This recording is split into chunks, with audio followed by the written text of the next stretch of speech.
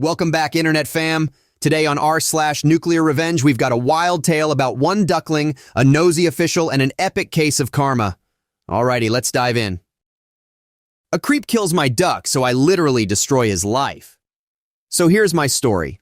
Back in May of 1990, there was an unseasonably late snowstorm. A few days after it snowed, I was riding my bike and found a baby duckling all by itself near a river. There was no mother duck around, so I put it inside my shirt to keep it warm and brought it home on my bike. My mother thought it would die because it was so small and cold and wet and shivering, but I put it under a light, and after a while it dried off and started hopping around and peeping. It was so cute it followed me like a puppy. I called it Philip because it sounded like it was saying Philip, Philip, Philip whenever it peeped. So, after a few weeks, I figured I ought to teach it to swim and eat stuff in the lakes, so I started bringing it to a small local beach. Philip did well. He swam around and ate weeds and snails, and everyone at the beach loved him. Now this is where my troubles started. After I had brought Philip to the beach several times, the lifeguard told me that his boss, the director of Parks and Recreation, who will be known as Stuffed Shirt, had told him that there was a city ordinance against bringing pets to city parks. I tried to explain to the lifeguard that it was only for a few weeks, and then the duck would be grown up and able to live on its own, but he didn't care. I was upset. How was I going to teach the duck to live on its own? I went to the library and got out the large blue books of city ordinances and looked up the relative ordinance, and discovered something interesting. There was one ordinance that prohibited bringing dogs into city parks, and another that prohibited bringing horses into city parks, both of which I see happening fairly often, by the way, but no ordinance against bringing ducks into city parks. So I went home and called Stuffed Shirt. However, it being a weekend, he wasn't in, so his secretary answered the phone. I told her what had happened and what the ordinances actually said, and told her to tell Stuffed Shirt that I would be bringing my duck to the beach anytime I felt like it. Well, apparently when Stuffed Shirt heard this, his head exploded. He called me back and told me that he had had a conference with the city attorney about my duck. And according to him, the city attorney had decided that the law should be interpreted to refer to all domestic or pet animals, not merely dogs or horses. Then he said he had called the DNR because I was not supposed to have a duck. Now, please note the following at this point. 1. Attorneys are not privileged to interpret the law. Only judges are supposed to do that.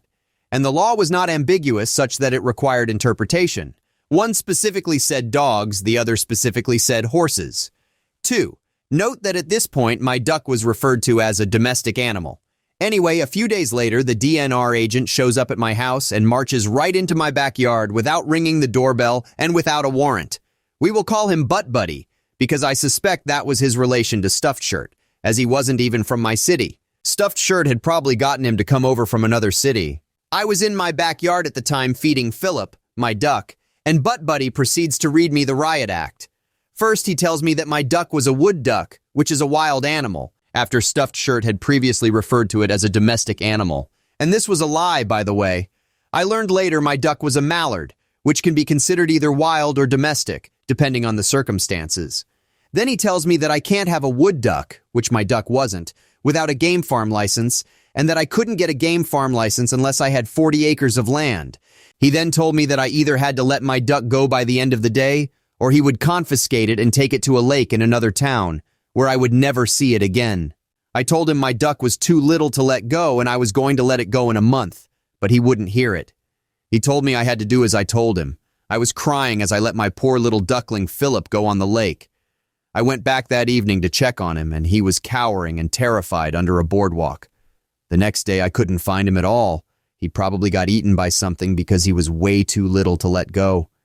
Then, of course, the next week, Butt Buddy, the game warden, came back onto my property without permission, again, to make sure the duck was not still there. Now, on to the revenge part. After losing my duck, I went to the library and spent hours looking up the laws about wildlife and game farms, and I found out something very interesting. Butt Buddy, the game warden, had lied to me. As it turned out, you only needed 40 acres of land to get a game farm license on land where hunting, trapping, or killing of animals was going on. Otherwise, there was no land requirement to get a game farm license, only a pen size requirement, which the pen for my duckling easily met. If I was devastated and crying my eyes out before, now I was so furious that my head was exploding. They killed my duck not because it was the law, but just for an ego trip. So I got even. I was the town eccentric, so I didn't have any reputation to lose and didn't care what people thought of me. I spent the next several weeks walking around downtown and telling everyone who would stop and listen about my duck and how Stuffed Shirt and Butt Buddy had lied to me and made me condemn my own pet to death. Maybe people thought I was nuts, but I didn't care. Everyone was finding out what happened, and Stuffed Shirt was scared. I had a friend from work who also worked part-time in his office, and she told me he was so frightened that he had gone to a lawyer to try to pursue a slander charge against me, to get me to stop telling people what had happened. Only the lawyer told him there was absolutely nothing that could be done, because the truth was an absolute defense against slander. And if he didn't like the truth, whose fault was that? Stuffed Shirt's critical mistake, of course, was actually filing a complaint with the DNR so that he could get Butt Buddy the game warden to legitimately intimidate me into releasing my baby duckling way too soon. The DNR, like all government agencies, keeps records. If he tried to claim I was lying and slandering him, there was documented proof of what had happened. So the outcome? Stuffed Shirt lost his cushy city bureaucrat job as the director of Parks and Recreation, and the last I heard of him, about 10 years after this happened, he had lost 2 other jobs, his house, he couldn't make the payments when he had no job, his wife, who didn't want to stick around when he had no job, and he was somewhere in a trailer park drinking himself to death. I hope he succeeded too. Okay, so our daring protagonist, no ordinary citizen, goes all Perry Mason with ordinances. That's the kind of determination that not only walks ducks, but also chews out bureaucracy. This kid's got more guts than most adults. Can we just give it up for this epic tale of defiance? Can we get a quack for justice in the comments? Stuffed Shirt, more like stuffed with nonsense. And Butt Buddy?